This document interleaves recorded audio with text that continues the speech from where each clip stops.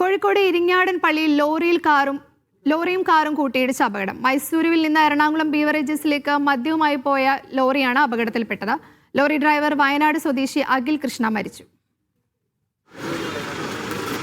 ഇരിങ്ങാടൻ പള്ളി ജംഗ്ഷനിൽ ഇന്ന് പുലർച്ചെ 3 മണിയോടെയായിരുന്നു അപകടം. മൈസൂരുവിൽ നിന്ന് എറണാകുളം ബീവറേജസിലേക്ക് പോകുന്ന ലോറിയുടെ സൈഡിൽ കോവൂർ പൂളക്കടവ് ഭാഗത്തേക്ക് പോകുന്ന കാർ വന്നിടിക്കുകയായിരുന്നു. നിയന്ത്രണം വിട്ട ലോറി കൈവരിയിലിടിച്ച് മറിഞ്ഞു.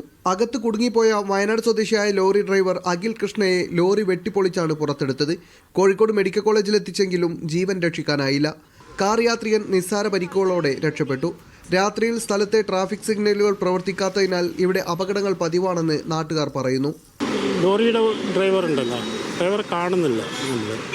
പിന്നെ ഫയർഫോഴ്സിനെ വിളിച്ച് പിന്നെ ആംബുലൻസും വിളിച്ച് അതിന് ശേഷം ഡോറ് വെട്ടിപ്പൊളിച്ചിട്ടാണ് ഡ്രൈവറെ കൊണ്ടുപോകുന്നത്. അത് ഈ സിഗ്നൽ ഇല്ലാത്തത് ഒരു പ്രശ്നമാണ്. പിന്നെ ഉറങ്ങിപ്പോകുന്ന അപകട മേഖലയായതിനാൽ വാർണിംഗ് ബോർഡുകൾ സ്ഥാപിക്കണമെന്നും നാട്ടുകാർ ആവശ്യപ്പെട്ടു. അപകടത്തിൽപ്പെട്ട ലോറിയും കാറും സ്ഥലത്തു നിന്ന് മാറ്റി.